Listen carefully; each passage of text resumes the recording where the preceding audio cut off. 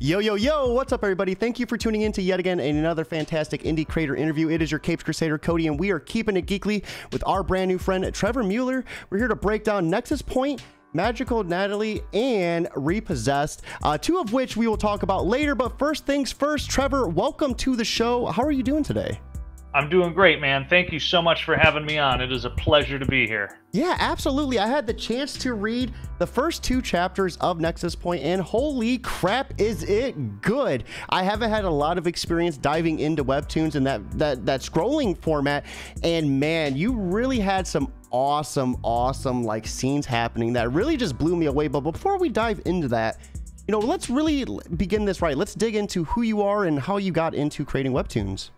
Yeah, so Trevor, I've been a comic book writer professionally since about 2009, primarily working on web comics and self-publishing a lot of those web comics. The biggest series that I had out was called Albert the Alien. It was the first Young Readers syndicated series on Mark Waid's Thrillbent website, and it got nominated for 2 Harvey Awards for Best Webcomic Series 2 years in a row. Yet we lost the first year to some guy named Brian K. Vaughan. You know, that guy who wrote like Saga or something. I heard that's popular. you know, one of those titles out there. Because that dude needed to win another award, right? And then the second year we lost to my buddy Mike Norton because he was in his final season of Battle Pug. And Battle Pug is like Conan the Barbarian, but he rides a pug into battle, and it was just such a cool comic. So I was like, you know what, I'm in good company, and I'm cool with the nomination. But yeah, so that's kind of how I got started. We Kickstart funded 4 graphic novels of Albert, and we had a lot of fun doing it. And so I've always had kind of a love of like that digital webcomic format. But at heart, I'm also just a huge fan of being able to hold that physical book in my hands and being able to turn those pages. So I'm sure down the road we'll end up putting Nexus Point into a book, which will be fun to try to figure out how to convert. Yeah, I was about to ask you, like, how are you like going to get some of those designs like to page? Because like the one scene we were talking about earlier, like there's like an overview that just was so like, I was like, the first time I seen it, I was like, wow, I don't think I've really ever seen this done before in comics. Yeah, so with Webtoon, it was kind of cool and it was a fun challenge. I knew it was a growth platform. They've got the highest readership, you know, among any of the other distribution platforms that I am aware of at present. Again, Lore Olympus on there has something like 5.9 million subscribers. So every week when she updates, she's hitting, you know, almost 6 million people. Wow. On that platform, and that's just US alone, right? Like, I mean, that's heaven forbid you go global. And so with Webtoon, I got introduced to an editor over there, and I told him I really wanted to pitch something in that vertical scroll format. I thought this would be a lot of fun, a really unique kind of experience, and it would be a challenge to me to flex some new muscles and kind of get out of my comfort zone when it came to the general formula of what you do within print comics.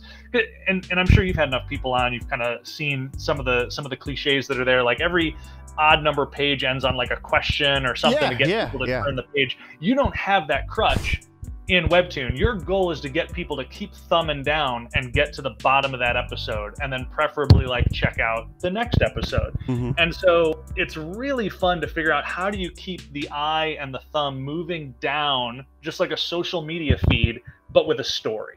And so that's been a lot of fun to kind of do. And I think my artist Sebastian von Bachweld and I have had a lot of fun trying to figure out, how do we maximize that real estate and really take advantage of the experience that people can have as they are revealing things as they go down. So it's really cool. It's a lot of fun. So what were some of the you know, the troubles that you had learning this new, you know, style of creating, you know, webtoons and comics? That seems like it would be a challenge to script something of that nature, you know, where you could flip pages and kind of get an idea of where you're going. I mean, when you're scrolling, that seems like it would be a whole new barrier to work through. You know, it was interesting because there were a couple of notes that would come in from the editor where he's like, I want this thing to happen between the panels. And I'm like, how do I put that into the script? Like, you know, and so we've kind of come up with a shorthand where sometimes I will put notes in between panel numbers in my scripts that say, like, between the panels, this kind of transition happens, or this kind of action is occurring. Or sometimes I'll just sit there and I'll number it if it's like a sound effect or a line of dialogue that just says like between panels, and I'll put it in, you know, the previous panel beforehand, just so that the letterer at least knows like where should this kind of be positioned. Is this something that happens within the panel? Is it something that happens after the panels? Is it something that happens between the panels? So again, it is a little bit challenging. There was a bit of a learning curve there, and I think having the flexibility and I think getting the permission from my editor to try to do those types of experiments was really kind of fun. And I did awesome. I did a lot of reading on Webtoon before I started, and I've got a number of friends that are on the platform. You know, my friend Katie Cook does an amazing book on there called Nothing Special. Justin Jordan has Urban Animal on there, which is, you know, absolutely wonderful. Tom Zoller's got a number of series. Dean Haspiel, I'm not going to keep name dropping, but their series were all very inspiring, and figuring out how they kind of take advantage of that vertical scroll and that real estate. Again, to me, I just went into sponge mode and started absorbing as much as I possibly could while consuming their stories. We have J. Michael Mueller over on YouTube. I prefer physical too. You know, I'm a big physical lover too of the books. You know, nothing wrong with digital, but you know, it's that new comic. I say it every time, that new comic smell. Like you can't get past it. It's just. But you know, I'm not gonna lie. When I first started out, right, like I was doing a webcomic series that was like a Talking Heads thing. I was doing the art for it. It was very, very simple. And it had a bit of a naughty title, so I won't necessarily say the title of it right now. But it was a thing that like I specifically made like a 54-page black and white short story to print. I set some money aside, and I was like, you know what? I'm gonna use this money. I'm gonna get some tables at some cons. I'm gonna go to libraries. I'm gonna go wherever I can that'll have me, and I'm gonna try to sell the book. And if I sell the book and make money on it, then I'll use that money to print another book. Was it hard going to a library like with a book with like a naughty title? Yeah, it's PG-13. Okay. The book is called Asshole. Oh, that's not too bad. That's not too bad. Yeah. But so, you know, it's teen. It's a teen-rated book. But so, you know, I set this money aside. I said, you know, hey, I'm gonna work on this a little bit, and if I make money doing it, cool, I'll make another book. And I remember holding that book in my hand the very first time I got it printed, the very first convention that I was at. And I was looking at a buddy of mine who was kind of mentoring me at the time. And I said, is there a better feeling than taking something that you've put your blood, sweat, and tears into and holding it in your hand? And he said, yes, there is. Seeing that same book in somebody else's hand while they're waiting to buy it from you. And he was not wrong. It's an addictive feeling to have those fans coming back to your table at every convention, at every signing, at every appearance, and having them ask, what's new? What's next? Right? And so that's one of the reasons why I think I've been doing this for as long as I have, and one of the reasons why I keep trying to experiment in new areas like Webtoon to see what kind of new audience can I drum up, and what kind of people can I hopefully inspire who want to tell their own stories, and help encourage them and give them the tools that they need to make their own comics. Yeah, we have J. Michael Mueller, the smell, real page turns, not needing to zoom in for small details. I back a lot in digital too. I do too. You know, a big secret, I'll let it out for like the first time. If I back a campaign and it's like you get the digital and the physical, I won't read the digital. I'll wait until I get the physical because there's something about experiencing it for the first time reading it. I don't know. That's me. Like I've waited. And another thing is I'll wait until, if I got an interview lined up, I'll wait months to read it until I interview the person. So that way it's fresh in my mind too.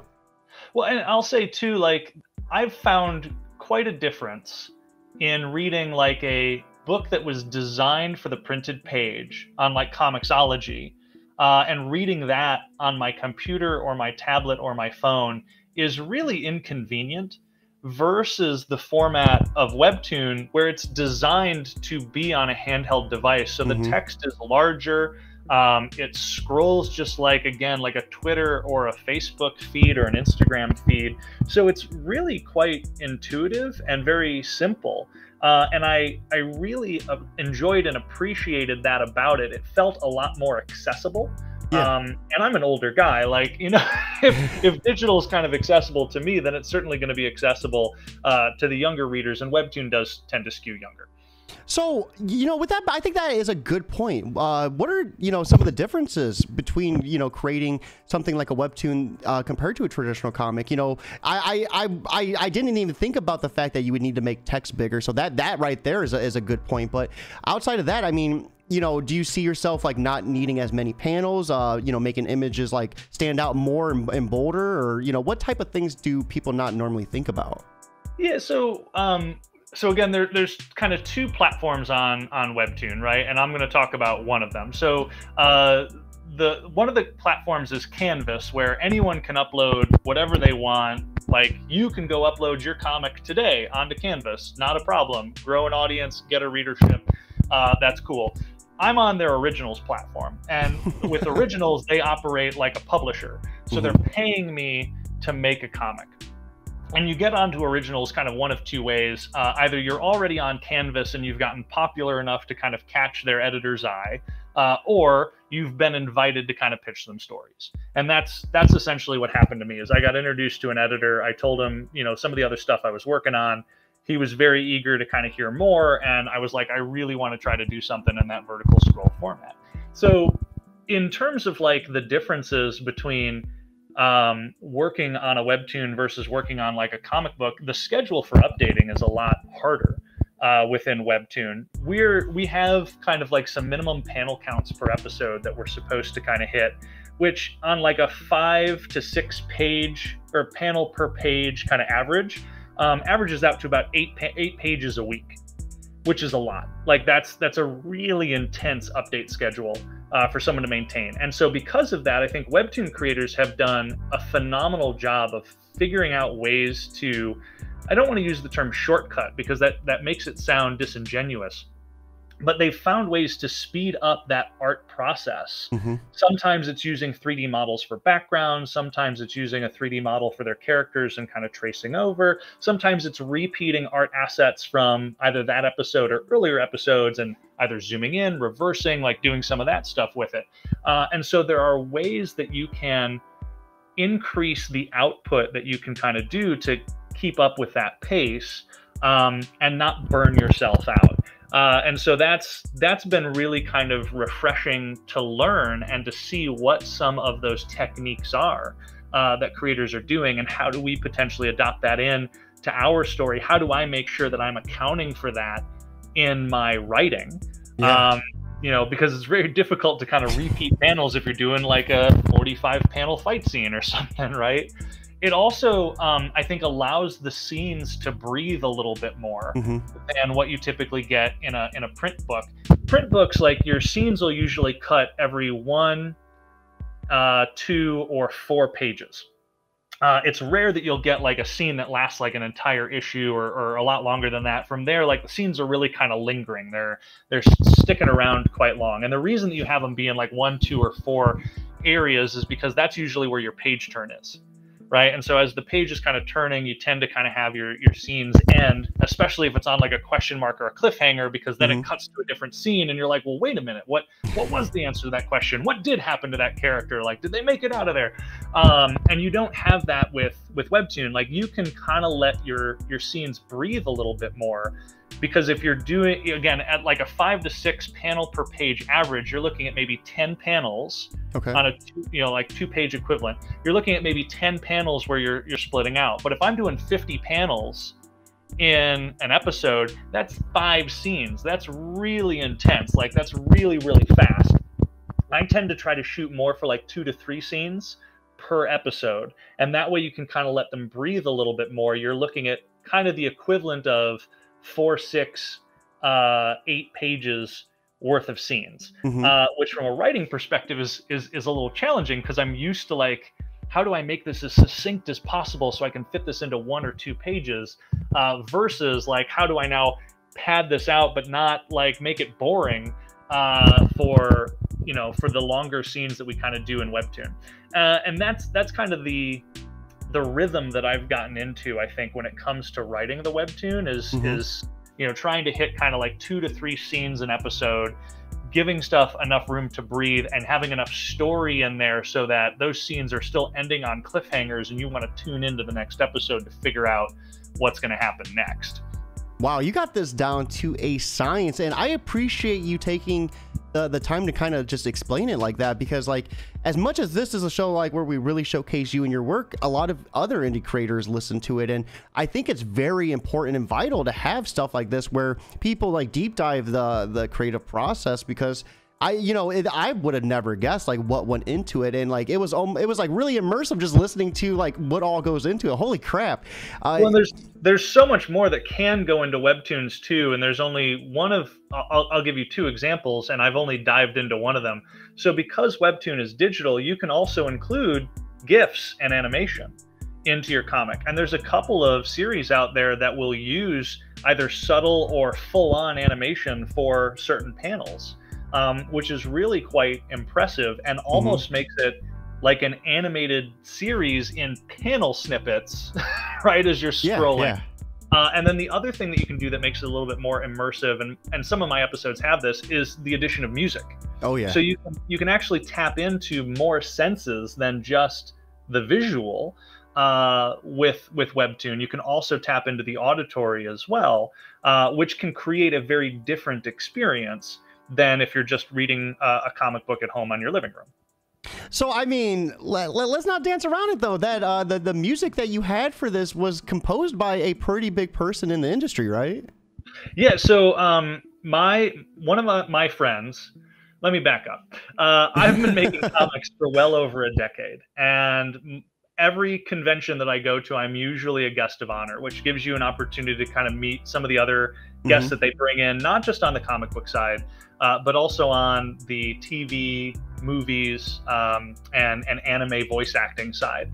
And there was a year, probably 7 years ago, 10 years ago, where I did like 13 conventions with a former Power Ranger actor turned anime and video game voice actor named Johnny Youngbosch. And Johnny is one of the biggest names in anime voice acting. The dude was in Trigun, Akira, Bleach. I love Trigun. Yeah. I was having breakfast with him one day, and we were talking about music. And I was telling him about the trailer to the Transformers War for Cybertron video game. And they had this song in there by a band that I wanted him to check out. And he goes, War for Cybertron, I voiced Bumblebee in that. And I was like, dude, what haven't you voiced at this point?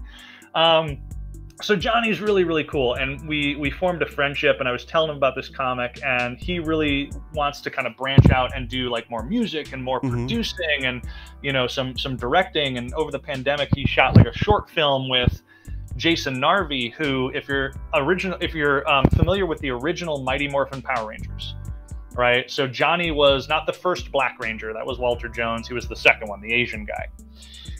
And Jason Narvey, they had two bullies on the show, Bulk and Skull. Jason Narvey was Skull. He was the skinny bully. And so Jason lives in Chicago with me.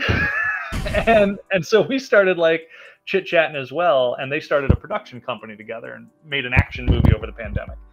What's up with you and all these Power Rangers, man? I'm friends with a lot of Power Rangers. I'm not gonna lie, but so Johnny kind of started up this production studio during the pandemic, and him and Jason filmed like this short action movie that got a couple of awards from Warner Media, and has given them the opportunity to start to explore additional films. So he was keen to kind of partner with me because he wants to start to flex some new muscles there when it comes to like making music and stuff for action films and those types of things. And then at the same time, like, he's giving me the opportunity to work on some of the scripts for some of the action movies that he wants to. Okay, so that's really cool how you guys are working off each other like that. Yeah, so he's a really cool guy, really fun, friendly, and fun to collaborate with. And so when he offered to do music for my series, I was like, hell yeah. Like, can I say that? And then we also made a trailer for Nexus Point, which is up on YouTube, on my YouTube page, and he did the voice acting and narration for that trailer. Wow. Wow, that's so awesome. So, I mean, we've talked a lot about what went into this, but we haven't really broke down what is Nexus Point. Can you give us a breakdown of what we're here to talk about? You know, a little bit of the concept and I guess the synopsis. Yeah, so Nexus Point is a cyberpunk action story about hackers versus bounty hunters in a world where technology is completely virtual and hands-free. If something exists and connected to technology, it can be hacked, right? Like there's no money anymore, there's no ATM machines, everything's virtual. And so because of the fact that hackers can be anywhere and commit crimes, the police can't really keep up with what's going on anymore. So they've essentially hired bounty hunters, and they've created this unionized guild of bounty hunters that have jurisdiction to hunt down hackers anywhere they are. And our story follows two characters, a hacker named Jemmy, who used to be a criminal and has gone legit. And on her first day working for this technology company, gets her hands on a file that she's not supposed to have seen. Mm-hmm. And suddenly she's being chased by, you know, bounty hunters that want to kill her, and crooked cops and rogue hackers that want what she has, and a mysterious paramilitary organization that, you know, we don't know their motives, we don't know what they're out for, but she's in trouble. And the only person that can keep her safe is a former police detective turned bounty hunter whose mysterious past is tied into the file that she's downloaded. You know, so I knew he was a good guy. I knew he was a good guy when I read him from the first pilot. Oh man, that is so awesome. Yeah. So it's kind of a bit of a political thriller format. Mm-hmm. Think like Captain America Winter Soldier, right? There's a lot of questions at the beginning, and as the story progresses, we start to fill in those gaps. And we've got some really fun and unique, I think, action sequences that we've plotted out just because of that vertical scroll again. And more new music from Johnny Youngbosch coming in, you know, every couple episodes. Yeah, I love the dialogue, the exposition, the characters, the way the one bounty hunter, you could tell. I knew he was a good guy. I knew it the second I was reading him, and he made the deal to let Pock, you know, with Pock. I was like, I knew he was a good guy, and hearing that said, you know, I can't wait to see what else he gets into. So I think right now would be a perfect segue. Let's go ahead and check out the pilot. Now, while we're here, what is some important things people can do when they're on Webtoons that is going to help you or benefit you? I know we were kind of talking about the reading, but you know, what all like can they do to kind of help your ranking and everything? Yeah, so there's a couple of things that people can do. If you get a Webtoon account, please subscribe to the series. That gives you notifications and updates whenever we update new episodes, and we update new episodes every Friday at 7 p.m. Central Time. Like the episodes, each episode can be liked with a little heart down at the bottom, but more specifically, the biggest metric that Webtoon really kind of looks at is readership.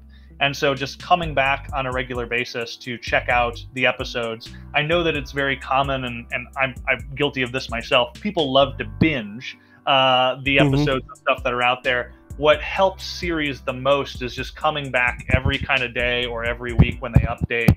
And even if you're not going to read it, just scroll to the bottom and then come back later and check it out if you want to do the binge. But they do that as kind of, they call them WUBs. I think it's weekly active readers or something like that, or weekly active browse. I can't remember what the acronym stands for, but that's usually the make or break for any series on there.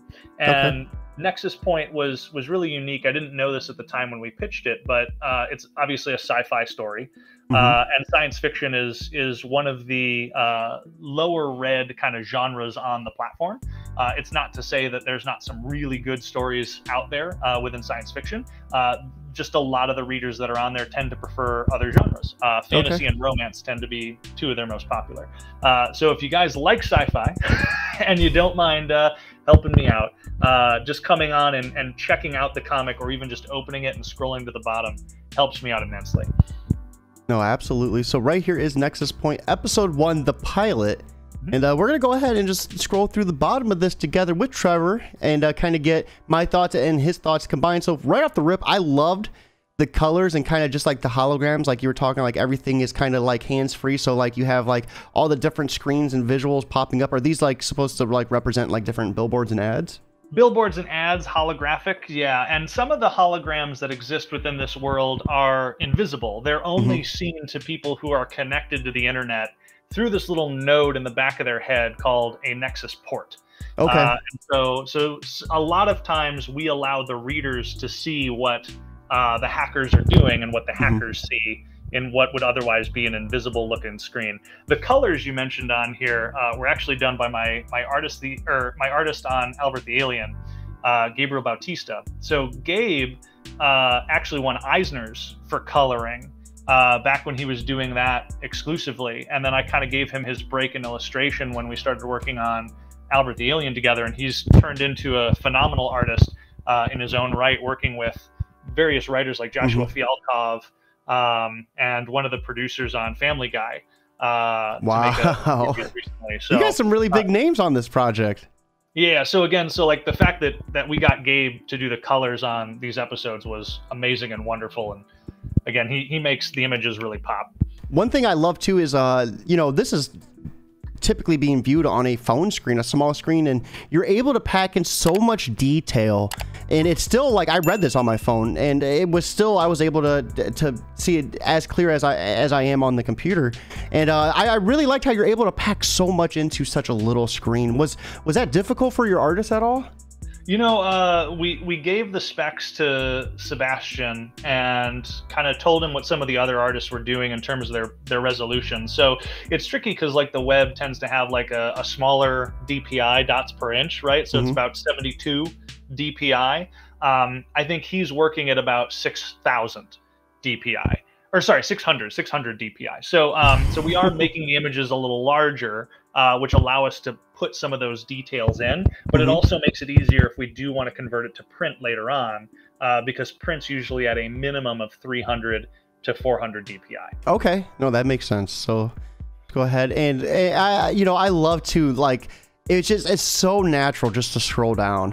One thing I noticed, like with reading digitally, if I have to click over, like clicking versus scrolling, the scroll is so much more organic feeling almost. Yeah, and so we do a lot of establishing shots at the earlier part of this to give everyone kind of a sense of the world and what it looks like for their characters. Here we're seeing, garbage drones kind of floating around. Again, some of those more physical jobs that would need to still exist in the future are still there, but they've kind of been outsourced to more automated technology. And if you scroll an additional panel on here, because here we're obviously seeing some people, but what we start to focus in on is some of the fact that they have cybernetic limbs. Like cybernetic limbs are quite common in this world. Again, we're kind of going for that like Ghost in the Shell kind of world building piece where there's cybernetics is quite common. And I love, with this format, you're able to have like some really unique paneling styles. Typically, like it's with a comic page, you would have like what the main splash page, and then every panel would have to fit in a certain way. But it seems like you have a lot more room to play with, with a scrolling format. And you can change the pacing as well, again, because your real estate's a little bit more contained than it is on a printed page. Because on a printed page, if you need more real estate, you can go over to the next page and do a 2-page spread. We don't have that option here. The equivalent to that option here would be if you're taking up multiple screens as you scroll. And again, that's another technique too, to kind of get people to keep scrolling so that they can start to see the next image when they're looking at one, and then maybe that image isn't completed as you're kind of seeing with the feet in that shot there. So you want to know kind of like, who do those feet belong to? What is, what is this person learning from? I loved how this was introduced to, you're introduced with a few shots of the city and the people, and then right off the rip, the action is starting as we see Pock, running, and he's called, they call them runners too, which I thought was a really unique way to associate them. I loved everything about this character, the hairstyle, the attitude, very, very quick to get up there and start fighting back when forced to. He has to, and a lot of the hackers are kind of in a situation where they tend to get hunted regardless of whether they have done bad things or not. So Pock is definitely kind of feeling in fight or flight mode. And in this episode, towards the end, when we get there, you'll discover there's a reason why he's running and what he's kind of running from. And that becomes one of the central mysteries of the season that we'll explore and get to a conclusion for by the end of the season. But going back to the design and the art on there one, so Sebastian is a wonderful and fantastic artist. The dude lives over in Barcelona, so he's from Spain. He's Spanish native, and he's also one of the artists on the video games for Contra and Fortnite. Okay. And so he has such unique kind of designs. And when I told him it was a cyberpunk story, he was like, "I'm going to stop you right there. I'm in." He's like, I'm in. I want to draw cyberpunk. And so he's just been going hog wild. I basically just say like, hey, we need a number of characters. I mean, we had our mains, and then like I said, like we're going to need like 3 to 6 designs for hackers and 3 to 6 designs for bounty hunters. And Pock was one of the designs he came back with. And I was like, I have to give this character a name. This character needs to have a purpose in the story. It's the hair for me. The hair is so iconic. Yeah. So right now we see, I thought this was really interesting too, the running out of breath, and then bounty hunter. You know, this guy's quick. Yeah, another interesting thing though is he's taken back that he's eating an apple. So it almost made me feel like at this point in time, like traditional like organic food is kind of a luxury. It is. So there's an event that has happened that's not necessarily key to the story, but it's a part of the world building, where essentially the global climate has collapsed and food production has become scarce. And there was an event that occurred almost 20 years ago in the story called the Food Riots. And we'll explore that a bit more in the story, but it's kind of created a bit more of a divide between the various classes of this world. And so you're right, organic food, food that we get to eat every day, like meat, right, is extremely rare and very expensive. And so the fact that Jack has an apple here is kind of unique, because he shouldn't be able to afford it. So another interesting part was, you know, he takes a bite of it and just throws it behind him. He doesn't even finish the whole apple. Like, come on, Jack. But if you notice, he picks it up again later. You know, that must have slipped right past me. I must not even caught that. So that's awesome. That's all. You're like, well, apparently you weren't paying enough attention, Cody. These are the subtle details that again aren't important for the story, but they're little things that we've kind of peppered in again as part of the world building. No, I love the fact that you have answers to that question though. You know, I really love just how in depth you have with this, because I mean, you know, when you read through it, you know, it's just there's such a mix of everything going on, and I just love how you have answers for all the questions. Like that's a big part of you know, a good story for me is making sure that's done correctly. And I love this interaction, this initial like interaction too. You know, you've never heard of a real apple before, and he's like chewing it all smugly and everything. Well, he's asking if you've ever had a real apple before. Oh, had. Yeah, and Pock's answer to that is no, I'm not rich. Like, you rich or something? Are you rich? Like, you know. And we'll see some of those too, because if you've only read the first 2 episodes, you haven't gotten to the diner yet. Oh, and no. Like there's a place called Stu's Diner that Jack likes to go to, and he's got a unique relationship with the owner of Stu's. And one of the ads that's on the window for Stu's is "We serve real eggs." And so like again, it's a subtle little thing that like comes up again and again in later episodes, and it turns out that Jack is the guy who's kind of supplying him the eggs. And so Jack's got access to apples, to eggs, in a world where all the food is kind of processed and manufactured. And so one of his friends even asks, like, do you have a side hustle that I'm not aware of? Like, like what's going on here? I really like how you guys done this too with the paneling, like the scroll down, having him jump down with the scroll down.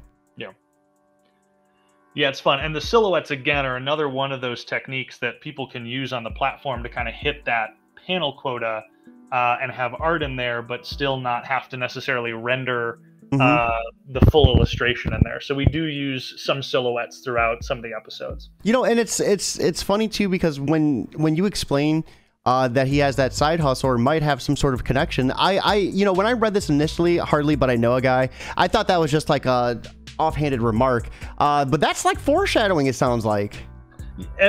So I am the kind of writer that likes to pepper in little things in these early episodes that you don't realize will have an answer later on, but they do. No, that is so awesome. So, and I also like to do layering within my stories. So things that you think are kind of going on as we reveal more and more information, you will start to question, is that indeed what's happening? I love how your artist did this panel in particular, how he throws the apple and it goes behind the panel. Yep. I thought that was really clever. Like, you know, it's almost like breaking the fourth wall in a sense. Yeah, Sebastian has so much fun with little details like that, and I give him the freedom, you know, the editor gives us the freedom to kind of do what we want within the space. And so when he puts in little details like that, it's just gorgeous. Mm-hmm.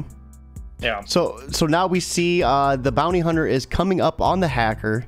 Fists are drawn. Things are about to come to a climatic point. And I thought this was really humorous too. Like, he's just avoiding all his kicks. Like, look, this isn't necessary. Who taught you how to fight? Your center of gravity is off. Like, not only is he dodging these kicks, but he's roasting him at the same time. Yeah. Well, and hackers aren't traditionally kind of fist fighters, right? Mm-hmm. They're not physical kind of combatants. We find out in later episodes what they can do. And we find out a little bit in this episode too, the kind of dangers that they can pose. But Jack is, you know, the kind of person who is trained in hand-to-hand combat. So this is not a challenge for him. And that's one of the things that we try to establish early on is subtly a little bit of his physical prowess. Yeah, and then we find out he doesn't want to hurt him. He just wants to talk. And he wants to know exactly why he was running.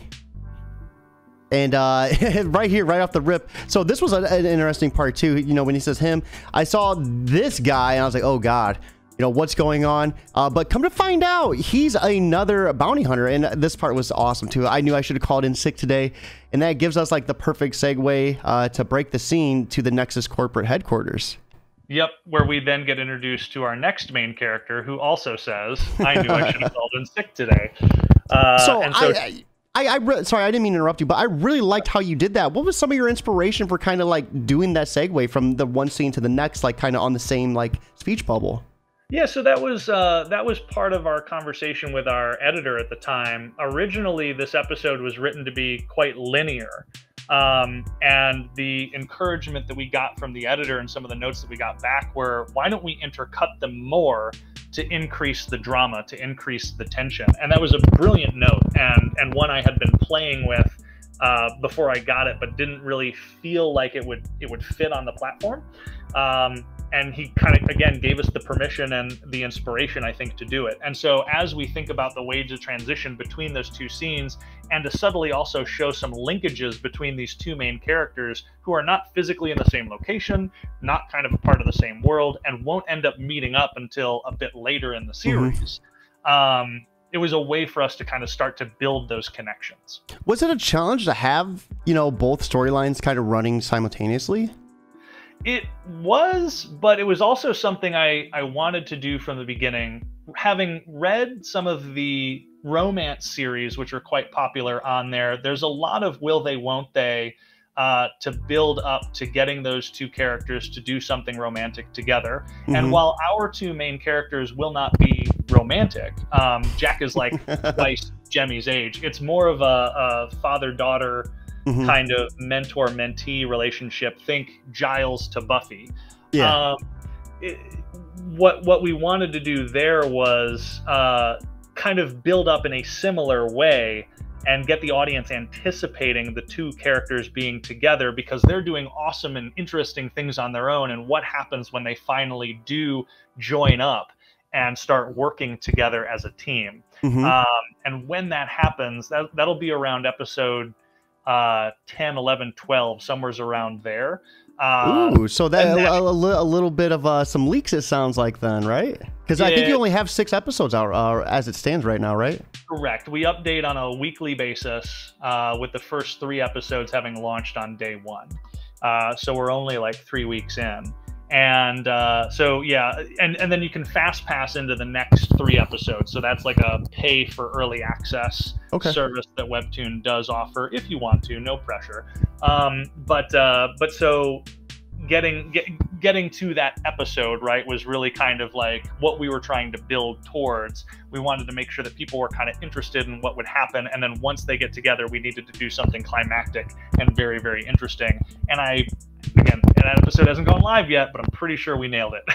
No, that is so awesome. So we get our introduction to our next character, And I really loved her personality. And I got to be honest with you, I am a huge fan of cats, so I love her sidekick as well. I loved every bit of it. I loved the design. I loved like the personality. Like it just, you hit all the marks with this character, I felt like. Yeah, Jemmy, our lead hacker here, was kind of inspired by a friend of mine who is also a person of color who works in hacking as a profession. And one of the things that I really liked about writing her character was we've seen a lot of TV shows and films like Mr. Robot and stuff about like hackers doing bad guy things or hackers being vigilantes. Jemmy is what's called a white hat hacker. So companies hire her to come in and look for flaws in their systems so that nobody else can compromise them. And I had never seen that done in any other kind of medium that I had done before. So she's what's called a red team or an offensive hacker. So she tries to break into systems to compromise them to see where the flaws are within their systems. And she gets paid money to do that. And she does it to, she's got reasons and motivations behind why she does that. And that, again, starts to become clearer as the series progresses. But she's ultimately just trying to make sure that everyone's okay and everyone's safe. And I really liked how she had a little bit of a checkered past. A lot of times hackers in that job, they were previously, doing something and got caught and then got offered that, as a role. And in some cases, not all cases, but in a lot of cases. And I do think it's really interesting that companies will hire people to hack into their system. But it makes a lot of sense, too, when you think about it, because how else do you make it stronger? It's like constructive criticism, like amplified. Well, it's, the government does this, and I want to say it's the CIA will hackers who have been arrested will sometimes get like amnesty in exchange for exclusively working for the government. And we do a similar program in this series, but it's the police who end up employing those hackers, and they kind of work off their sentence by basically trying to stop, identify, or prevent cybercrime from happening.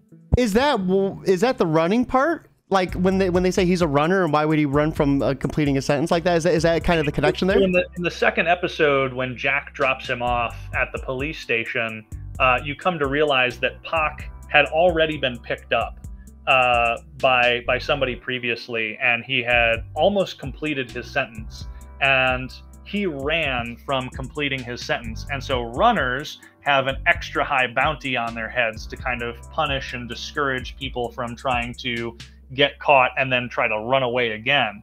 And so that's why in this episode later on, we'll see that not just Jack and Rook, the other bounty hunter that's after him, but Naomi also shows up, and suddenly there's 3 bounty hunters after 1 hacker because he's worth double, and they've got a quota to hit. So I loved this little scene too.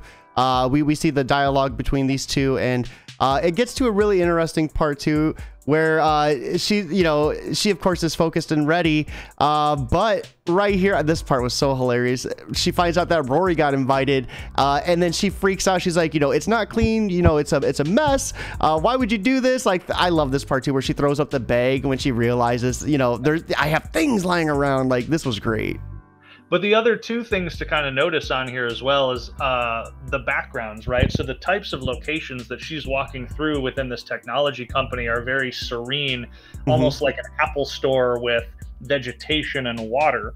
And then she's also eating processed junk food versus Jack's apple. So we are trying to set up some subtle juxtapositions between these characters and the worlds that they currently inhabit.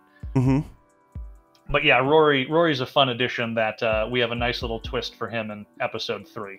I love it, dude. I love it so much. The freak out. And he's not going to care about your model mech collections either. So are you a Gundam builder by any chance?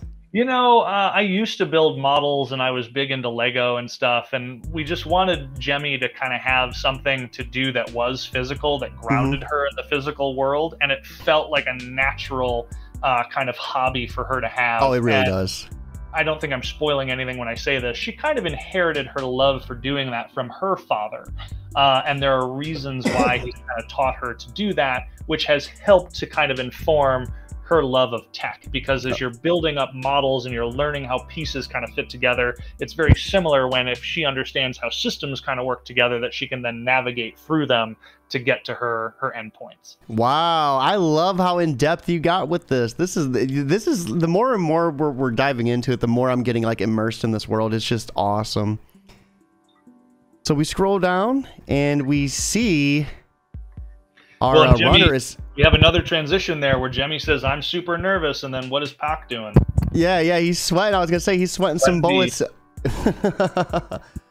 So now we get an introduction to the other bounty hunter, and this guy is a badass. I love how he's just huge. You know, his 1 foot is like a claw foot almost. He has swords. You know, what's up with this guy? What's some of the inspirations for his design? So again, just like Pock, I told Sebastian that we needed a couple of bounty hunter designs, and he turned in this character, and I was like, this is so interesting and iconic, and I have to name this character and like do more with him. And so we gave him the name Rook, like Rook on a chessboard, because he's a big hulking kind of guy, and Rook is kind of like the bully of the bounty hunter world. He steals other people's bounties. When a bounty goes live, it goes up on like a website and you claim it, and Rook doesn't care who's claimed a bounty. He will go and get it from you because he's got a quota to hit and he wants to be the #1. And so that's like Jack will say thing about being like unprofessional and that kind of stuff, because Rook is not the nicest bounty hunter. Yeah, and then right here is a nice little example of that Nexus port that you were talking about too. I like how you kind of like snuck it in there to like show that it's been there the whole time before it's actually used. Yeah, and it's important to kind of, again, look at some of the small details like that, because there is a character in that panel who does not have a Nexus port. And you can't see it right now, but by episode 3, like we kind of talk about how the fact that Jack, our bounty hunter, is not connected to the internet. So is that might be why he's wearing this this fur collar, huh? Does he like hide it? I think that was an inspiration more so from Blade Runner. I gotcha. I love this too. He's like, wait, you know this lunatic? And he's like, no, not by choice. Like, so I love how you establish that they know each other, because when I first got to that point, you know, and I think you kind of wanted that for the reader. It's like, who the crap is this guy? You know, what's going on? Why is he, you know, pulling up on these two? But then come to find out that they're, you know, both working for the same cause. And that's the kind of layered storytelling that I like to put in there, where it's like you're questioning things by like the first, you know, by the beginning of the episode. By the end of the episode, you've got some answers. As the series progresses, you'll continue to get answers. So really, we set up a lot of questions in the first 3 episodes, and then we're going to be spending the next 50 episodes answering all of those questions. I love it. And right here now, boys, I know we all have quotas to hit, but then we get introduced to the third bounty hunter, Naomi. And yeah, she looks like she's a bad lad too. Like, holy crap, I really like her design. What is she capable of? Like, what's some of her special abilities? So Naomi is super fast. She is very strong in her robotic arm, and she is one of kind of the upper echelons of bounty hunters that exist out there. She's kind of like one of the local leaders, if you will, of the crew. Her and Jack have a bit of a sordid past that gets explored throughout the series, and one that is tied into why she has a cybernetic arm. And that arm is very capable. We'll find that out later on too. I really love that scene in particular. That was one of my favorites. So right here we see Jack. He's wondering if she's there to take his bounty too. And you know, I love just like her personality. She's like, I'm here to make you guys a deal. Whoever gets this bounty is buying me breakfast. Like, okay, Naomi. She doesn't care who wins. She doesn't necessarily need the bounty. What she wants is, she still gets something out of this, right? She's like, I don't have to do any work and I get free breakfast out of it. There's your deal, man. I love how Pock is like freaking out too. He's like, wait, what's going on? Like, so there must be something important about this guy to have so many bounty hunters dive up on him, or is it just the fact that he's doubled his bounty? It's because he's a runner. Okay. Yep. So that's what she kind of says there. Like, don't you know, little hacker runners are worth double? And we find out too that there are other, as the series progresses, we find out that there's a people who are worth 3 times as much and people that are worth 4 times as much on a bounty as well. And then it becomes significant later on when, well, I don't want to spoil it, but Jack gets a bounty who essentially they say, we have discretionary funding. Whatever you want to charge, we'll pay it. Wow. Okay. Okay. So then we see these bounty hunters start to go at it. Is that something normal for them to fight over their bounties, or is normally no? There's supposed to be an understanding and kind of an honor among thieves with them. Again, Rook is a bit of the exception here. Rook will combat other bounty hunters to get their bounties. And I want to say it's in episode 4 or something like that. They're at an after-hours karaoke bar, and Rook is patting himself on the back for getting 13 bounties in one day, a new record. And Naomi's like, yeah, but you were just like standing outside of the office where we turned them in and stealing them from other people and taking the credit. Yeah, Rook just does not care. And I love this too. Right here, you see that Nexus Port start to light up right when Jack is saying, or else what? And he's about to find out really quick. So what's happening here? Like, I guess if you could explain it, is this powering up? Is this giving him his visual for his hacking? Like, what are we seeing? So we wanted a way to kind of draw attention to the activation and connection to the internet. So hackers would probably always have like a connection going, but we wanted a way to kind of showcase the power of him getting ready to do this. So this is like the hacker equivalent of going Super Saiyan, if you will. And we just wanted to give it kind of a cool visual. As the series progresses, we'll do some of those during more dramatic moments. And again, this was kind of the introduction of what a hacker can do and why they're so dangerous. So we wanted to really kind of emphasize and blow up how dangerous and how powerful they can be, despite the fact that he couldn't kick Jack earlier in the episode. So when you were talking to your artist about designing this interface, what was some of that creative process? You know, what did that look like? Yeah, so some of the inspirations that we had on there was an anime series back from the 90s that I really liked called Tenchi Muyo. And there was a character on there named Washu who had like a little invisible laptop that would pop up in front of her and she would type on it. And I thought with, you know, technology being in the eye could project down to create a keyboard and a screen that people could go connect into. And so I was saying things like that, like Minority Report, like the face screens that you see in the Iron Man movies, like those types of things were really what were kind of inspiring what was there. And I think Sebastian really liked the idea of kind of combining the Iron Man interface with like the screens in Minority Report, where yes, you can just look at things to click on it, but you can also like swipe or type as needed to do things. No, I like it. I like it. I love how it's like bleeding off the panel too, like onto the page to kind of give it that real big effect. And this by far was probably one of my most favorite scenes. I love how like, and you really can take advantage of the scrolling, kind of how you see this scene start to take place. This is so cool. Like this is very awesome. You know, what all, like, was this hard to like get this message across to your artists? Because this seems like it'd be, you know, hard to explain. Very, very, very easy. And he caught it immediately because I knew this was one of the early advantages of vertical scroll that we wanted to take advantage of. And so I can't remember what the exact direction was that I gave him, but it was kind of a top-down, pock at the top. We see the hacking lines go down the alley, and on the other side is an upside-down Rook who is about to be on the receiving end of this hacking code. And this is, man, this is so gorgeous. And this is another funny scene too. Crap, he's in my arm. I love the humor that happens here. So not only is the, you know, this detail, this looks gorgeous, but down, you know, below, he's like, I told you to upgrade your firewalls weeks ago, buddy. So I love how you take like the technical aspects of this and really implement it into the series as well. Yeah, and we had some, again, insight from my friend who kind of inspired Jemmy on some of those elements. I have enough of a background in at least watching science fiction to know some terminologies that are in there, and trying to apply that in a world where you have technology integrated into your body, I think was really kind of fun. And that gives us a little bit of flexibility and play with how words are thought about, right? So each person would then have their own personal firewall to try to stop people from taking over either cybernetic elements of their body or from trying to, you know, do other things. I love to right here, like that'll keep you busy. So we see that Pock was able to hack Rook, and now Rook is actually fighting Jack, like full on, like not able to control it or stop it. And things are getting very climatic. This sword is like, it looks like, so does this sword have like shape-shipping like properties, or is that just kind of the way it's drawn to like give it motion? Yeah, it's just the motion. Yeah, no, I love this sequence too. The action's so good, and I love the foot too. The cybernetic foot, like the claw foot. It just, I love his design so much.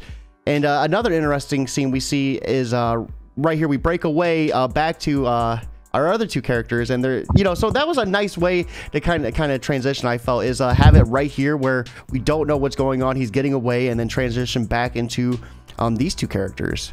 That's that equivalent that we were talking about earlier to that page turn, right? So this is how we're kind of doing that page turn, cutting to a different scene, and then we come back to it later on. And so this one's, again, a little bit more world building, a little bit more character introduction, and a little bit of a tease into Jemmy's past and how she has some mysterious elements that are going on with her as well.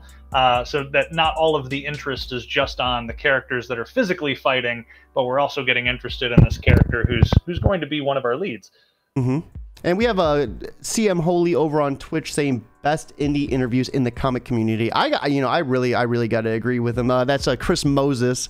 Thanks for stopping by, Chris. How are you doing? Feel free to ask away any questions that you might have. So right here, we get a little bit, you know, like you said, the world building.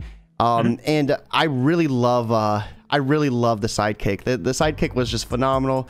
We'll get to that in a little bit, but right here we find out that she was part of a criminal organization. So we were talking about that a little bit earlier, how a lot of these white hat hackers are like criminals that were kind of reformed. But I thought it was really interesting that you gave her that background. Yeah, so there's more to this, but there's an organization called Calamity that are considered to be criminals. And Jemmy started that group when she was much younger. And, you know, she kind of alludes to the fact that Calamity wasn't always like that. And so something has changed with this organization, where now they kind of have a stigma and a dour reputation attached to them. But back in the day, her original intentions behind the formation of that group were quite different. And as the series progresses, we find out what those motivations are, what kind of spawned the idea in her head, and what her end game was for the group. And so right here, we find out that, you know, she didn't leave under the best of terms, and that she really doesn't remember those years too clearly. Yep. So Jemmy has a 3-year gap in her memories.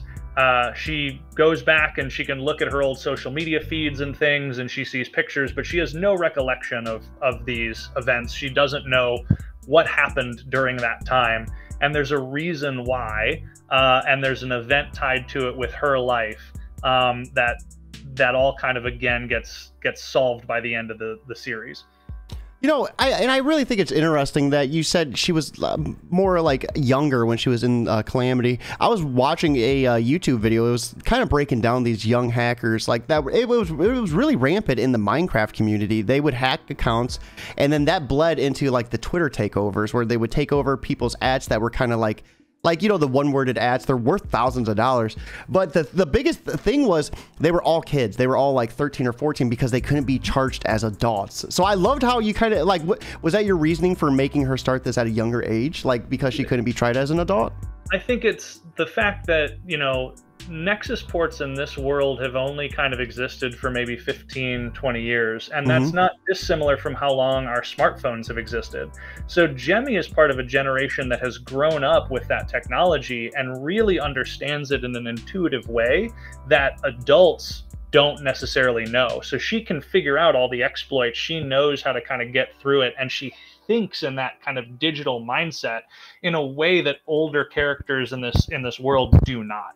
And I think that does apply to kind of hackers of today, where you've got these kids that are growing up and they've figured out how to even jailbreak their phones or do simple things like get past their parents' geofencing, or, you know, stopping them from downloading certain apps. Even some stuff as simple as that. They're very, very smart, and they understand this technology in a way that adults don't necessarily understand it. And I wanted to tap into that with Jemmy and some of her peers to showcase just how clever and how intuitive this technology was for them, because they've grown up with it since they were born, versus a character who, you know, this technology came into their lives within the last 15 years and they're just using it. No, absolutely. And I loved you know, it's like a perfect segue back to the action.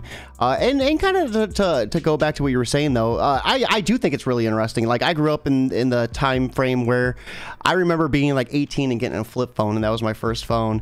And now we have, you know, Apple 14 almost, right? And it's like, it's crazy to think like what my children, the technology they're growing up. You know, my first gaming system was what, an Atari 2600, and my kids are playing on a PS5. Like, it's wild to think about the technical advancements and how that really affects, and like you said, it becomes more of an intuitive nature for these children. For sure. And the other thing too that we see here again with those segues between scenes is the juxtaposition between talking about how evil Calamity is, what kind of reputation they have today, and then Pock saying that he has to get back there because that's the only place where he feels safe. So is it kind of like a representation of like two different like ages? Like, it seems like Jemmy's a little bit older than Pock. Do you think, does that have anything to do with it, or is it just like kind of their she's a little bit older than him, but I think that there's also you know, a needs between where they are in their lives. So she kind of left that world behind, and he's just always been living in it. I gotcha. And I love this too. He didn't hack your legs, man. Just move. Like, again, I like a lot of humor in what I write, and so we were trying to come up with a way to do it. So we had a lot of the action kind of happening off screen, but at the same time, like, I was like, dude, he didn't hack your legs. An alley's only so long. If he's sitting there like flailing his sword around, just turn around and go the other way. And Rook, being such a big guy, he's like, well, easier said than done, dude. Like, it's not a very wide alley. Like, I love it. I love it. And she is a badass too. Like, she's like, fine, I'll go take care of this. And then she goes up and catches his freaking blade. Like, so with Rook, like, how important is this? Is this blade like supposed to slice through anything? Like, what's the significance of this? It's just a regular sword, so you know, it's not like a significant item per se. That's just kind of his signature weapon that he likes to use. And the fact that she's able to kind of catch it out of midair, again, we try to establish just how badass she is, how strong she is, especially with that cybernetic limb kind of attached to it. But also, she's hungry, and like, she doesn't care who gets the bounty. Like, she's like, guys, it's breakfast time. Like, quit screwing around. Somebody's taking me out to breakfast. Let's just wrap this up, man. And so that also, I think, kind of shows her no nonsense attitude and how she just wants to do what needs to get done so that she can go on with her day. I love this. I love this scene too. This is gorgeous. Like, the design and everything. Just, yeah, she is a total badass. So we see Jack running after Pock. You know, you got it. And right away we are introduced to this collar. So does this like negate his hacking abilities, or does it like stop the Nexus port?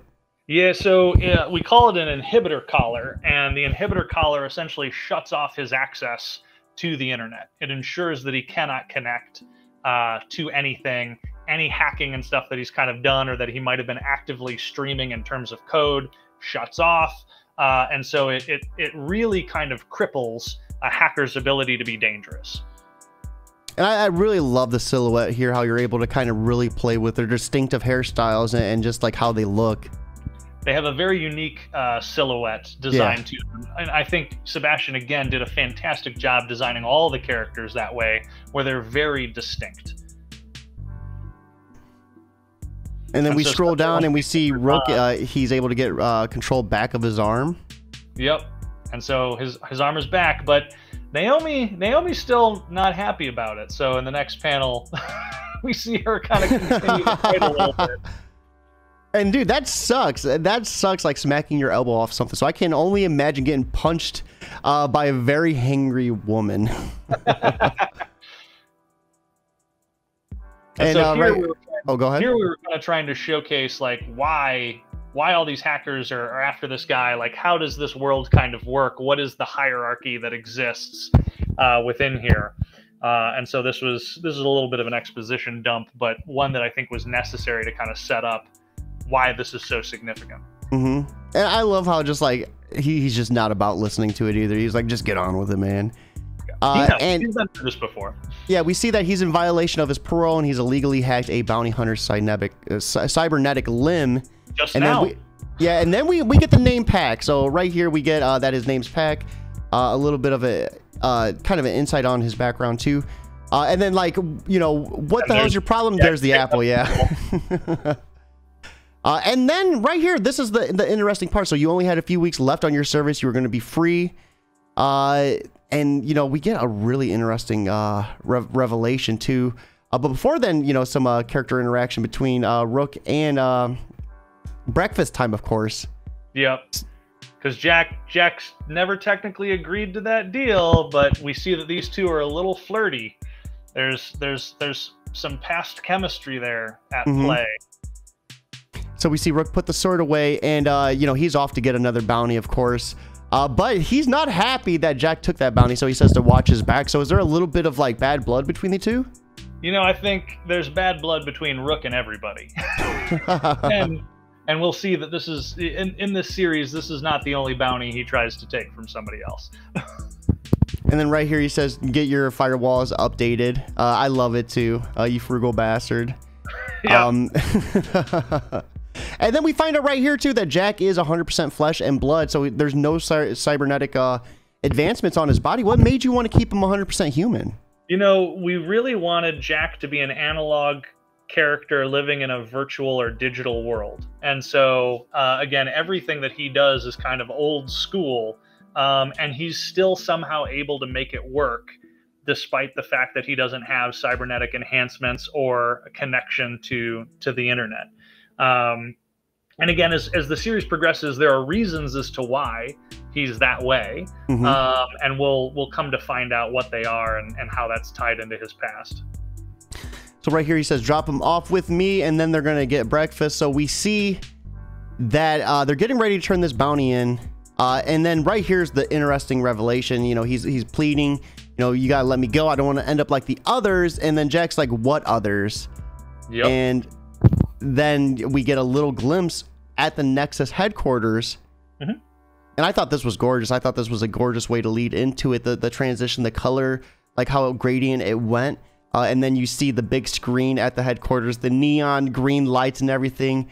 And they're about to get ready for their action over here too, getting ready to do a big hack. So I love this of Jemmy right here, just her sitting down, getting ready and prepping for it. Yeah, we wanted to tease some of the cyberpunk like colors that we would be using later on in the series. Because we had the earlier scene take place during the day, we didn't get a lot of those neon kind of glows and colors, but there will be a lot of that as the series progresses. So we wanted to have like the hacking room showcase a little of that and tease a little of that early on. It kind of gives me a little bit of like Matrix-y types of vibes, you know what I mean? The green, like the green aura. Yeah, we were trying to tap into some of those, because even Minority Report has kind of that white green kind of color to it, the desaturation of colors, if you will. But we knew that we wanted this one to be we wanted our characters to be very, very bright, and then it's, you know, how do those bright colors kind of show up in a room that has a green hue to it? And so here we see Jemmy starting to connect. Yeah, and I love this too, the way the panel like bleeds into the actual page, like it you know, like just the look of it is so unique. How was your artist able to come up with this? This, like, I've never really seen this type of design with computer imagery. Yeah, it's an excellent question. I mean, I put it in the script, and that man works magic, and that way it's almost like my birthday every time I get layouts back from him, because I'm always surprised. Do you remember what you said to him for this scene in particular? You know, we did a sample episode prior to working on episode 1, and that was where he started to kind of figure out what that segue looks like. And I was like, we need a visual representation, some kind of transition to showcase the physical world versus like when they're connected to the digital or virtual world. And knowing that we're not going to do things like Ghost in the Shell does, where we see like an avatar of them in like cyberspace, because I'm like, that's not how you interact with cyberspace, at least not in this world. But we do see like avatars and stuff popping up as like chat bots next to their heads or pieces like that. So we just wanted some kind of way to illustrate and showcase that before she wasn't really active, and now she's kind of active and connected to the network. I noticed that her UI is a different color than Pock's. Was there any like significance behind that? Yeah, we just wanted to give different colors, and again, kind of tap into that cyberpunk color palette that was available to us. Plus, since she's got kind of like a yellow, you know, in this scene looking greenish kind of coat because of the lighting, the pink and purple really kind of pop. Yeah, yeah. And then right here, are you ready for this? Are you kidding me? Let's get hacked. And so I love how confident she is, how you know, smug she is about doing this. And then another interesting character right here overlooking them. So Yep. very ominous looking character design. I love like the black like looking goggles over the head, or like over the eyes. And then we see a conversation between her and someone who's yet to be revealed, that she's here. So this character, Jemmy, was meant to be here, and someone is kind of like, I guess, looking over her. Somebody's watching out, and somebody kind of knows what her skills are and has kind of made a bet with this person. Walker is her last name. And they're kind of like, you know, you can't keep her out, like she's too good. And they're like, don't be so sure. And they're like, confidence, okay. And then we kind of get like our final piece before the end of the episode. Then let the bounty begin. And this whole episode has been about hacking and bounties. And so again, this is where we start to see where our characters' worlds are likely going to start to cross over. Jemmy being in a very different place as a hacker than Pock was. But again, like confident in her abilities, comfortable in her environment, and given permission, I think, to do what she's been hired to do, whereas Pock is in a very, very different state. So there's a lot of different layers that are going in even to this first episode. And again, we explore all of those and kind of give satisfying answers by the end of the series. No, absolutely. So here is the creative team that was involved. You want to give them a shout out? Yeah, so again, I did some writing on here. Sebastian, we've mentioned a couple of times, was the artist on the series. He designed the look and feel of everything. Tyler was our editor on the series, so Tyler Beckett. And he's been absolutely wonderful to work with and gave us our green light. Gabriel Bautista, Gabo, did our colors, again, Eisner Award winner on there. And then Micah Myers is our letterer, and Micah is a fantastic letterer. He's been nominated for and won many Ringos and Eisners. Wow. He was kind of our veteran when it came to making webtoons, because he also does the lettering on Justin Jordan's Urban Animal.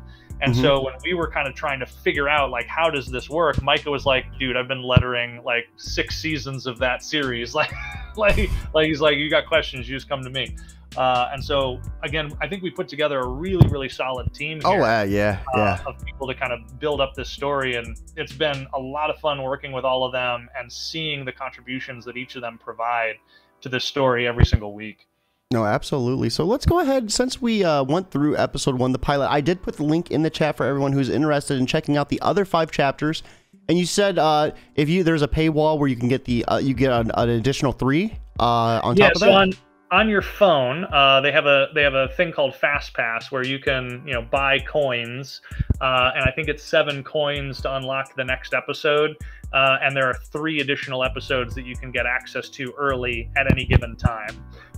So you absolutely can do Fast Pass. I do get a little bit of that money when you do it. So if you do, cool. But honestly, the big thing that I just want is readers. Yeah, absolutely. So after going through Nexus Point, what else is in the works for you? You know, what else do you have brewing? I know we were talking about 2 other titles, but those are kind of like scheduled a little bit out. Do you want to kind of touch base on those? Sure. So I did get a second Webtoon original series greenlit, which will be coming out towards the end of August right now. And I'll tell you the premise before I tell you the title, because I think it sets it up quite well. It's very, very different from Nexus Point, though. It's about a college lazy college kid who gets cut off financially by his parents because he's gotten bad grades, and he's forced to get his first job working at a mysterious pawn shop that sells demonically possessed antiques. Ooh. He's accidentally sold some of the deadlier pieces and has to go get them back before they start killing people. It's called Repossessed. I love like the play on words too. I love it. You know, what was like your moment where you're like, this is it, this is the title? I had been working on various titles for it for quite some time, and it wasn't until I decided that possession would be like the theme of the story that I started to think about how this is like Repo Men meets Evil Dead, but like Clerks.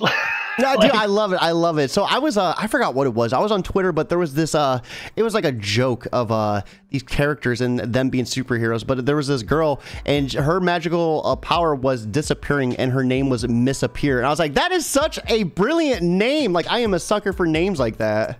Sure. Yeah, that's a really, really fun one. And again, I'm looking forward to that one. Again, it's gonna be very different from Nexus Point. It's more lighthearted. It's more funny.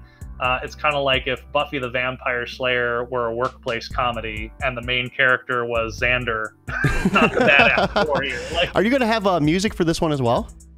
There's no music slated for it just yet, and there probably won't be at launch. But we'll see if we do something for it in between then and now. But I'm working on that series with an artist named Yishan Lee, who does a lot of work. She's actually worked on Buffy the Vampire Slayer comic books. Wow. And then she also does like Wing and Sugar for Top Cow. Mm-hmm. And so her and I have been in correspondence for a couple of years, and we were just trying to find a project to work on together. And when I pitched her this idea, she was like, okay, that sounds really funny. So what about the next? You do have another one too, but that's slated, I think, a couple months out.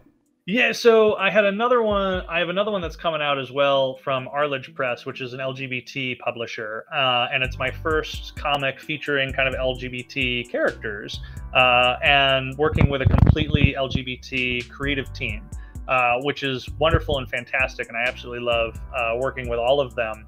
And I was talking to this artist, Katie Fleming, who's my artist on the series. The series is called Magical Natalie. And I was trying to figure out what kind of story could I tell, because I'm not part of the LGBT community, but consider myself to be an ally. Yeah. And there are certain areas where I felt uncomfortable kind of telling stories. I was like, I don't want to do like a coming out story. Like, those are important stories to tell, but it's really not appropriate for me to kind of tell those stories. But if you want a story about two kick-ass women that are in a, you know, healthy relationship together, and they're going on supernatural murder mystery adventures together, I can tell that story. And she's like, that's the story I want to draw. So Magical Natalie is about a magician who has made her popularity through online videos and going viral and doing all this stuff. And she's one of the few magicians that can actually tap into real magic. And her girlfriend's name is Lulu, who is the lead singer of a metal band. And they've gotten so popular now that they are starting their very first tour around the country. And their first stop is in Las Vegas. And while they are there at the very opening of their first concert/magic show, one of their friends is murdered on stage by a demon. And suddenly they have to figure out, why are there demons in Las Vegas? Who wanted to kill this friend of ours and why? And how do we make sure that none of the rest of us get pulled into whatever this kind of conspiracy theory is? So it'll be 6 issues, but like Arledge is just going to print it as a graphic novel when it comes out. And so I really... Oh, go ahead. Oh, I was going to say, so that one right now is kind of a TBD release date. We'll do a Kickstarter for it probably early next year. I really like how you kind of respected those boundaries, you know, not wanting to jump on something that wasn't something you were really strong suited, but you also wanted to save it for someone who was able to tell that story a little bit, you know, with experience. Was there any challenges, you know, kind of going this route, you know, something that you weren't really used to writing? You know, there were a few sensitivities that I had to be aware of, and I told Katie flat out, I was like, look, I know what I know, but I'm obviously part of my own world, and there are elements of culture that I may not be aware of, and if I have accidentally done something that is insensitive or put a scene in here that's not appropriate, like call me out on it. Like absolutely, just let me know. And there was one area in the story where she kind of reached out and said like, this part doesn't really work, or this is not necessarily how like someone as a part of this community would talk. And so for me, again, it was another learning experience to try to figure out like, how do I make sure that I am authentic in the voice, and sensitive to the community and culture, while still telling kind of the story. And there's only like one or two areas where she kind of had to reach out, but again, very insightful kind of moments for me as a creator, and something that, again, I can continue to kind of learn. I've been writing professionally for well over 10 years, and I still consider myself a student of writing. So, and these are examples of how I'm kind of learning, both in various formats with like Webtoon, or just trying to tackle and stretch a new muscle when it comes to the sensitivities around cultures that I'm not necessarily a part of, but want to have representation for within the story.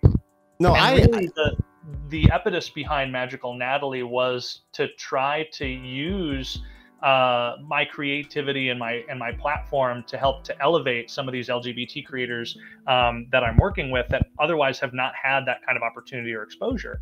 And again, they've been phenomenal to work with, very, very insightful and helpful to me. And they're churning out a product that is just gorgeous. I mean, every single time I'm getting emails back from them with artwork, like, my jaw just hits the floor. I mean, it's just a wonderful and amazing. They're putting their all into this project, so I'm I really love that so much.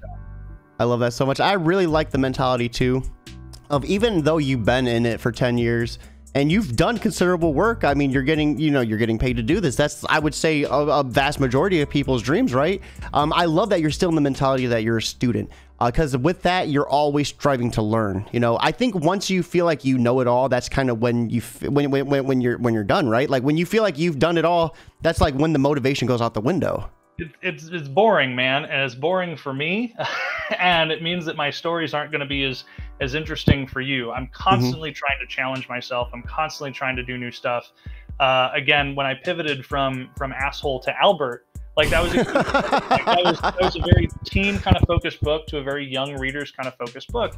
And now I'm pivoting again from Albert to like young adult fiction with Nexus Point and Repossessed and Magical Natalie. I have 6 other graphic novels that I'm also writing that vary in age range from, again, like, middle grade to young adult, so like PG-13. And I'm also tackling my first 2 mature readers books. Oh my goodness. Flex a muscle what that's like. And where do you have time to write? Like, holy crap. and then the film projects I'm doing with Johnny that I mentioned earlier. To answer your question, I mostly just do writing. So I have a day job. I have a family at home. Oh my God. and it's a full-time day job. I mean, I work for a Fortune 100 company on their global marketing team. Like, it is quite a bit of work. And then all my vacation time, though, is spent either with family or doing comic conventions. And all of my free time is essentially spent writing comics. When I made Asshole back in the day and I set money aside, I said, I'm either going to make this money back and print a second book, or I'm going to go play more video games. I don't play a lot of video games, man. Like, I don't have the time to do it. And I get to work with artists from around the world who are churning in work that every day amazes and inspires me. And I get to tell stories that touch readers in ways that I never necessarily intended them to do, but that they come up to me and they say, thank you, right? And to me, like, when I think about the things in my life that bring me joy, the things in my life that want me to get out of my bed in the morning, those are the things that I cherish so much more than sitting down and playing a video game for a couple hours, or sitting down and watching a movie. I'll watch movies with my kids like once a week, but like outside of that, like, there's not a lot of other things that bring me that same kind of sensation. So I bring it back to what my buddy Russell said at the beginning. When I had that first self-published book and I said, is there a better feeling than taking something you've been working on so hard and holding it in your hand? And he said, yes, seeing it in somebody else's hand while they're waiting to buy it for you. And he's not wrong. Like, he's totally not wrong.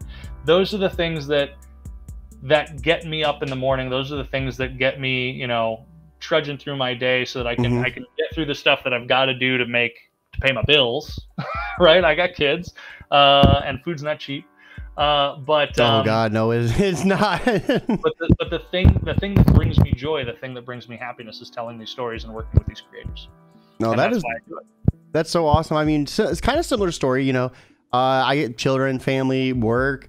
You know, I do interviews. I'm a gamer though. He's like, why play? I'm like, man, I would play that game. Like, I got no issues with gaming. I'm just joking with you. But you know, it's one of those things people often like, how do you do interviews every day? I love doing this. You know, the same feeling that you get from art, I get that from talking to you because you feel like that about your art. Like when we get done with this, I'm going to edit. And I'm going to be like stoked to edit because it's like, dude, like this was such an awesome interview. Like I can't wait to like edit this, clean it up and get ready to do this. And man, holy crap. It's like infectious when you find someone who is motivated about their project and their passion. It infects you. You start to get motivated and you're like, okay, I'm going to clean the shit out of some dishes after this or something like. Well, I mean, when I go to the conventions and stuff, I usually, because I'm a guest, I usually, you know, do panels. And a lot of the panels are about trying to break down those barriers for aspiring creators to help them tell their stories. And when I was first starting out, I didn't know any of that stuff. I had to self-teach. Most of the people that were mentoring me worked for like DC Comics. They're like, dude, I turn in a script, I hand it to my editor, I work on the next script. They're like, I don't know how to sit there and assemble that into a book, how to find a printer, how to price the book itself. He's like, there's a team that does that. I don't do that.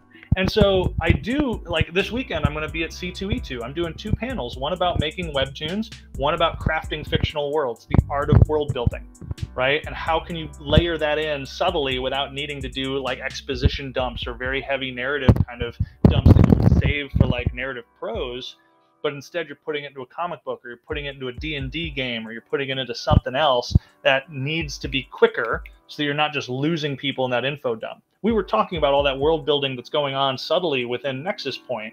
And we sat there and we established there's a food crisis, right? There's not access to regular food. There's definitely a disparity in classism that exists between the 2 visuals that we have. And we've done all that within the span of 90 panels, right? Or basically like a single issue. So we talk about those types of things. And I'm doing usually 5 to 8 conventions a year. I try to cap it at that because any longer and I'm missing like birthdays and holidays with my kids or something. Yeah. But I always try to do those, and I try to make those sessions informative, and I try to make those sessions inspiring, so that, you know, if you leave that panel, if you leave that panel and you want to go out and start creating your story or start working on that story or take that story that you stopped working on months ago and get it off the shelf and dust it off and start working on it again, if that happens, then I consider that a success. Like that is what I'm there to do. And even with interviews like this, like the reason I like to break down the process, the reason I like to talk about this is what was going on kind of behind the scenes, it's not just to provide that director's commentary, but it's to provide that inspiration and that education, so that people can sit there and start to up their game, so that they can get off their duff and start telling their stories, so they can do more and just say, hey, I've got this great idea for a story. And I'm like, that's cool. I've got 1,000,001 ideas a second, man. I got time to work on 6 of them. Yeah. So, man, this has been such an awesome interview, but we do have to be wrapping it up. And I think I have the perfect question to end things off on. You know, you've mentioned it before, and I'm just gonna reinforce that. You know, as much as this is a podcast where we break down your works and everything that went into it, it is a nice learning tool for anyone new out there who's watching, who's taking notes, and maybe they're going to be writing their own script or their own story soon. So with that being said, for anyone that's watching that's having trouble, you know, with world building or with creating a story or with writing a script, what type of advice would you offer them to kind of help them get through that barrier? Excellent question. The first piece of advice that I give to people is to start short. Do a short story first.